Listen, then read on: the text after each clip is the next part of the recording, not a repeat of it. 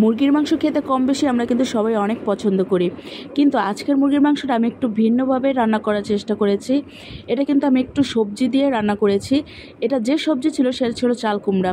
তো চাল কুমড়া একটু বড় বড় করে কেটে একটু ঝোল ঝোল করে মুরগির মাংসটা রান্না করেছিলাম। এটা খেতে কিন্তু অনেক টেস্টি এবং অনেক মজা হয়েছিল। মুরগির মাংসটা কিন্তু আমি খুবই সিম্পলভাবে রান্না করেছিলাম। প্রথমে আমি তেল দিয়ে ভালো করে পেঁয়াজটা ভেজে তার ভিতরে কিন্তু আমি বাটা মশলাগুলি দিয়ে দিয়েছিলাম এবং তার ভিতরে আমি গরম মশলাটাও দিয়ে দিয়েছিলাম, একটু দারুচিনি, এলাচ এবং লবঙ্গ এগুলি দিয়ে ভালো করে কষানোর পরে এই যে দেখুন ফ্রিজ থেকে আমি মাংসটা বের করে নিচ্ছিলাম। তো এখন আমি মাংসটা ভালো করে ধুয়ে তারপরে কিন্তু মশলা কষানোর ভিতরে আমি দিয়ে দেব। তো অলরেডি কিন্তু মশলাটা খুব সুন্দর করে কষানো হয়ে গিয়েছে। এখন আমি এর ভিতরে চিকেনগুলি দিয়ে দিচ্ছি। তো খুবই অল্প চিকেন দিয়েই কিন্তু আমি এই তরকারিটা রান্না করব এবং একটু ঝোল ঝোল রান্না করব। আসলে গরমের সময় মাখা মাখা তরকারি এবং ভাজা পোড়া তরকারি খাওয়ার থেকে একটু ঝোল ঝোল তরকারি খাওয়া ভালো। এবং চিকেনটা কিন্তু সবসময় আমরা বেশিরভাগ ভুনাই খেয়ে থাকি এবং আলু দিয়ে খেয়ে থাকি, কিন্তু এইভাবে সবজি দিয়ে কিন্তু আমাদের খুব একটা খাওয়া হয় না। তো আপনারা ঠিক এইভাবে একবার হলেও খেয়ে দেখুন, অনেক ভালো লাগবে। তো চাল কুমড়াটা অনেক জালি ছিল, যার কারণে এটা আমি একটু বড় বড় পিস করে কেটে নিয়েছি। তো এখন আমি এটা খুব ভালো করে ধুয়ে নিচ্ছি।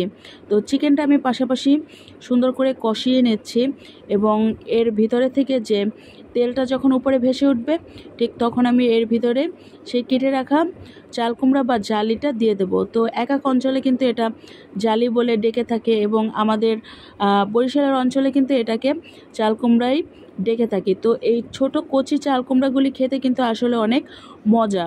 তো এটা কিন্তু ভাজি খেতেও ভালো লাগে। তো যেহেতু আজকে একটু চিকেন দিয়ে রান্না করব এবং চাল কুমড়োটা একটু কচি ছিল, যার কারণে আমি কিন্তু এর ভিতরে কোনো আলু ব্যবহার করি নাই, একদম সম্পূর্ণ চাল কুমড়োটাই দিয়েছি। এবং সবজি দিয়ে চিকেনটা আসলে আমরা বেশিরভাগটাই খেয়ে থাকি না, কিন্তু আজকে আমি যখন এটা রান্না করেছিলাম সবাই যখন এটা খেয়েছে অনেক প্রশংসা করেছে।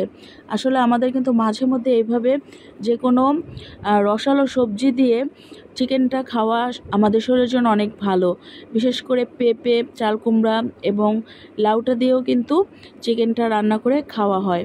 তো খুব সুন্দর করে আমি এখন আবারও কষিয়ে নিচ্ছিলাম এবং এর ভিতরে কিন্তু বেশি মশলাটা ব্যবহার করি নাই। তো ঝালটাও আমি খুবই কম দিয়েছি। তো এখন আমি এর ভিতরে পরিমাণ মতো পানিটা দিয়ে দিচ্ছি।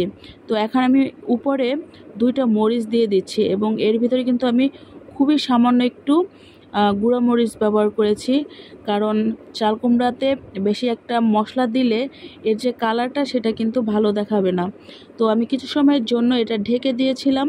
তো ঢাকনাটা উঠানোর পরে আমি একটু সময় লাড়াচাড়া করে দিচ্ছি এবং আরও কিছু সময়ের জন্য এটা আমি ঢেকে দেবো, যাতে করে মাংসটা এবং চাল কুমড়াটা একদম সম্পূর্ণ সিদ্ধ হয়ে যায়। এবং যখন ঝোলটা আরেকটু ঘন হয়ে আসবে ঠিক তখন কিন্তু এটা আমি নামিয়ে ফেলবো। তো এভাবে সবজি দিয়ে চিকেনটা রান্না করে আসলে খাওয়া অনেক টেস্টি এবং অনেক মজা। তো আপনারাও এভাবে একবার হলেও ঘরে ট্রাই করবেন, খেতে অবশ্যই আপনাদের অনেক ভালো লাগবে। কারণ চিকেনটা যদি একটু দেশি হয় সেক্ষেত্রে কিন্তু বেশি ভালো লাগবে। এবং অলরেডি আমার রান্নাটাও হয়ে গিয়েছে, এই যে আমি নামিয়ে রেখেছি এবং ঝোলটাও রেখেছি, দেখতে অনেক সুন্দর হয়েছে।